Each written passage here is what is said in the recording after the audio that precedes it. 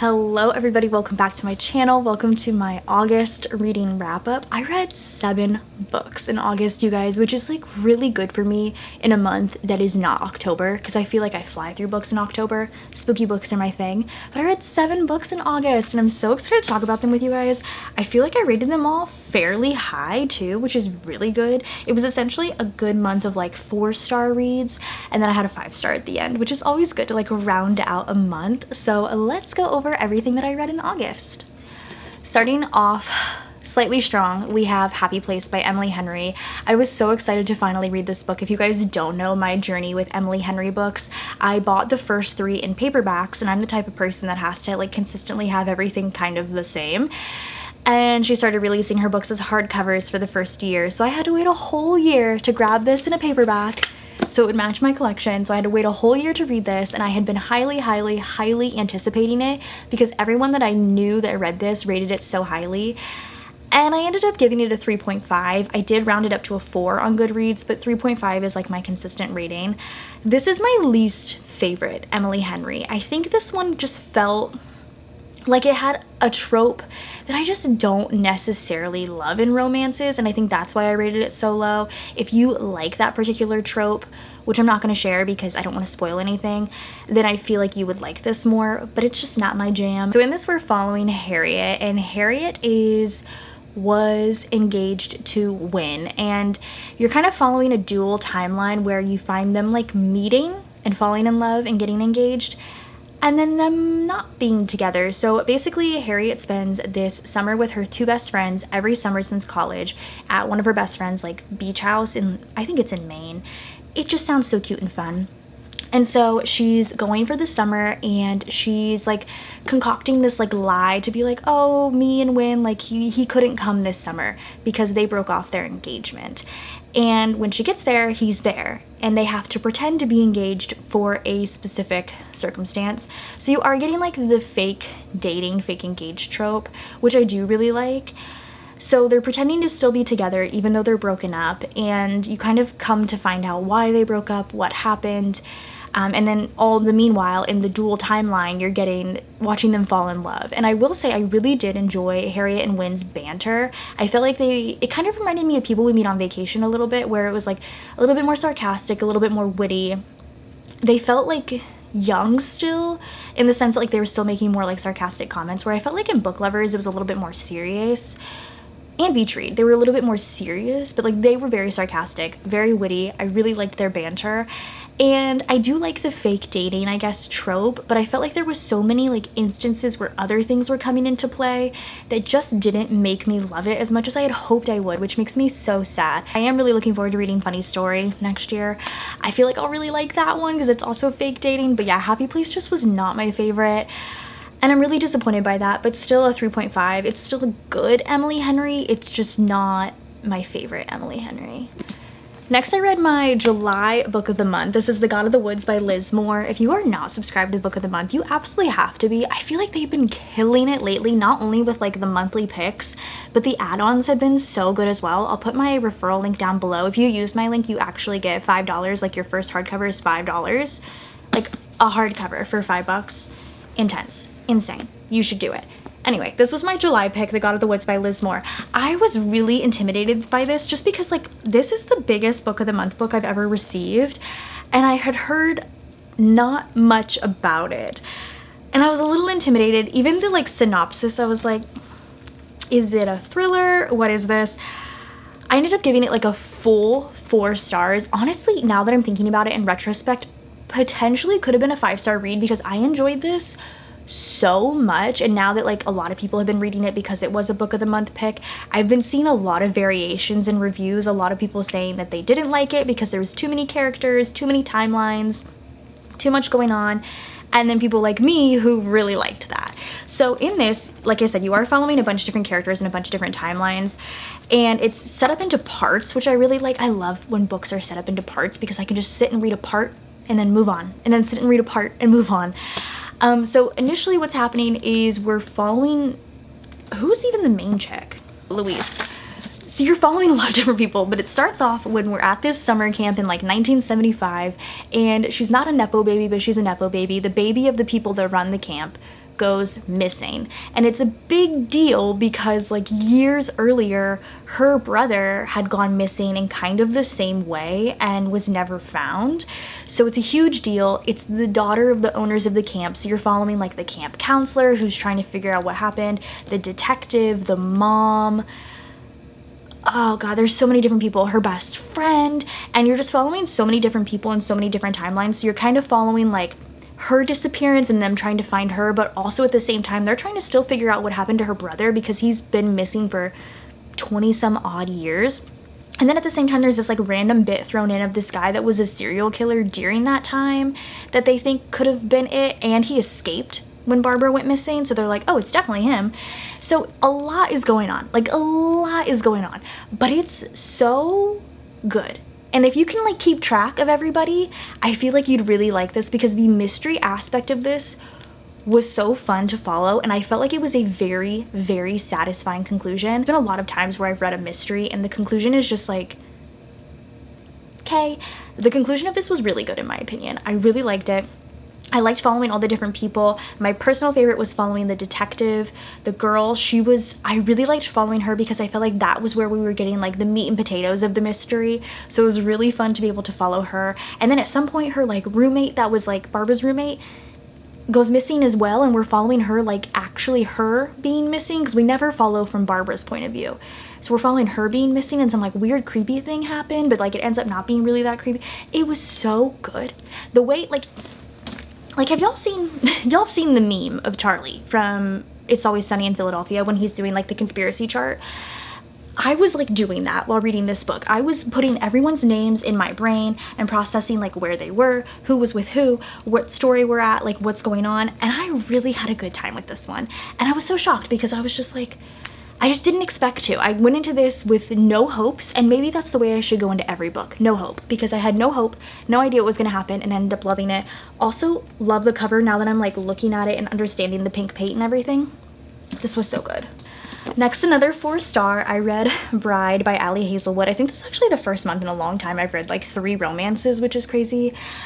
This is going to be coming up in a vampire vlog very soon, a vampire reading vlog, so definitely be looking out for that. This is my first Ali Hazelwood, and maybe this is probably the weirdest one to start with since this is a paranormal romance and she mostly writes STEM romance, recently a YA romance. Actually, I think there's another one coming out soon too that's like, it might be YA. No, I don't think it's YA because it's like, I don't think it's YA. But anyway, I read Bride. Paranormal romance, we're following a vampire named Misery, and she has always been collateral for her family. So there's the vampires, the werewolves, or the wares, and the humans, and they all kind of keep to themselves, but she has been collateral her entire life with the humans. So like her dad, who's like the leader of the vampires, sent her to the human world since she was a kid, and the humans send a kid to the vampires, and if something ever happens, if a war ever breaks out, those are the first 2 to die. And since they're like, you know, she's the daughter of like the president essentially of the vampires, it's like a big deal. So she was that for all her life, and then as an adult she becomes collateral with the wares, which is a big deal because they haven't done that in a very, very long time, because the last time it happened to be a catastrophe. So she ends up marrying the like leader of the pack were.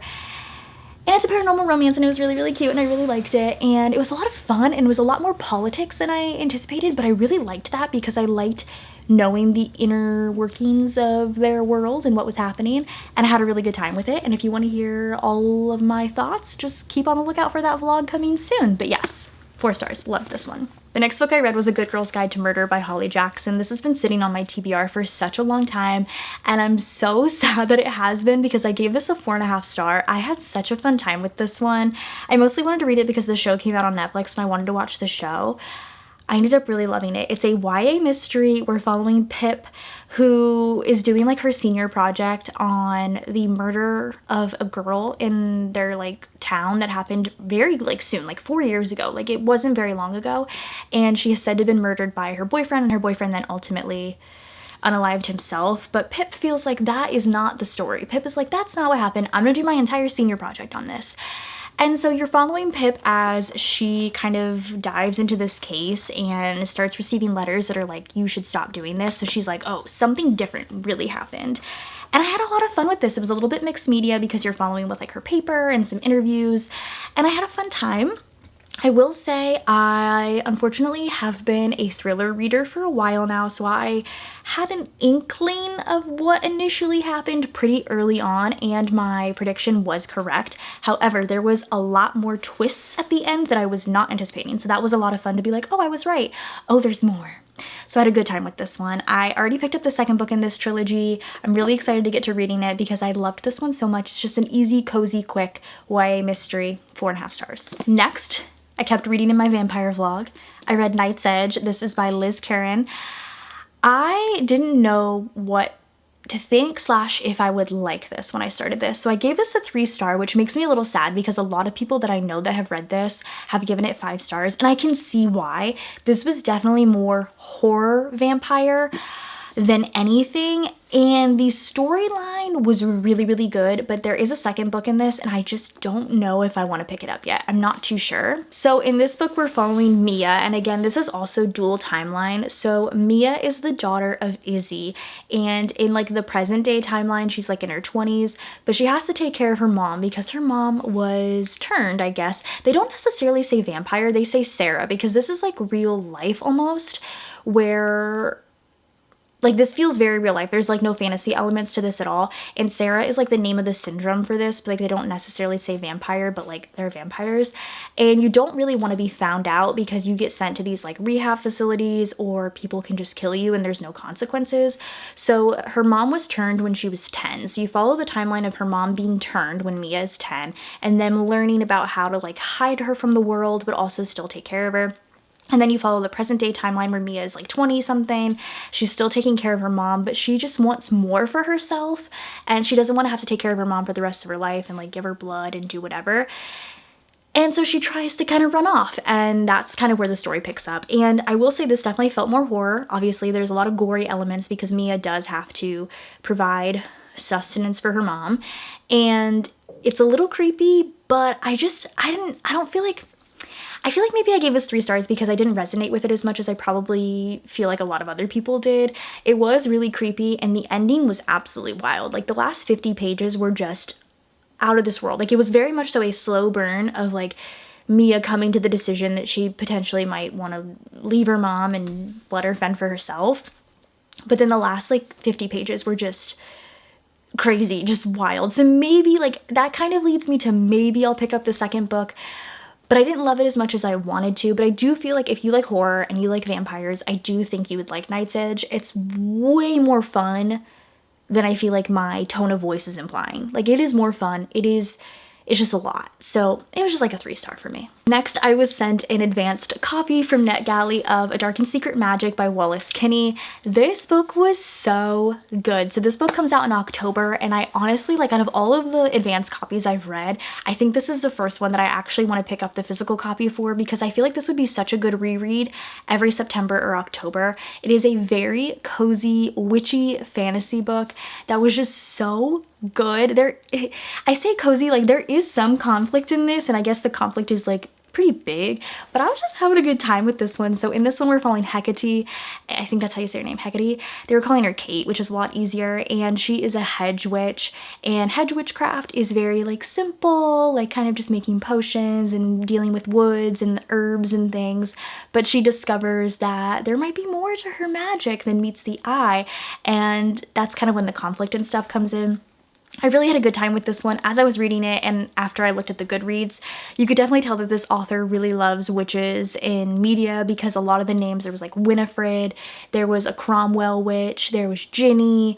A lot of them had very like relative names to fictional witches in traditional media, and it was just, I don't know, I had a good time with that. And there's a little bit of romance in this that was really cute, and like even the main conflict was such a good time. Like I really enjoyed it. It was spooky kind of, but it felt more cozy to me, and that's why I would definitely say if you are someone who doesn't enjoy spooky or horror books but you still want to read something kind of fall themed this season, you should absolutely pick this one up. It is so cute, so witchy, and I just really enjoyed our main character. She was a lot of fun to follow, and I gave this one a 4-star, and I do think when it comes out in October, I think it comes out October 8th, I'm gonna pick it up because it was really cute. And then the last book that I read this month, which was my 5-star read for the month, oh, so happy. I haven't had a 5-star in a while. The 7-Year Slip by Ashley Poston. So I finished Night's Edge, and I felt on edge. I was like that, like the combination of that, and I was also going through like some anxiety. I was like, I need to read something that's a little bit less a lot, just a little bit less. So I looked at my TBR and I was like, let's just read the 7-Year Slip. I had been wanting to read this for a really long time. I read The Dead Romantics last October and absolutely adored it. And I know that everybody has been giving this 5 stars. So I was like, I want to see if I also give it 5 stars. I will say, I feel like I'm a little bit of a hater. And sometimes when I see everyone giving a book 5 stars, I'm like, is it 5 stars? Yeah, it's 5 stars. It's so good. So in this book, we're following Clementine, and Clementine's aunt sadly passes away, and her story is so sad, but she lived in this apartment that she always claimed to be a magical apartment, and Clementine's like, okay, sure, until Clementine inherits the apartment in New York City, moves in, and realizes that the apartment is magical, and sometimes it can take you back to 7 years in the past. And this 7 years in the past, there's a boy in her apartment, and at first she's like scared, Avi, but then she realizes the magic. What's his name? I don't even remember how to pronounce his name. I think it's Iwan. I want to say Ewan. I always was saying Ewan, but I don't think that that's right. We'll call him Ewan.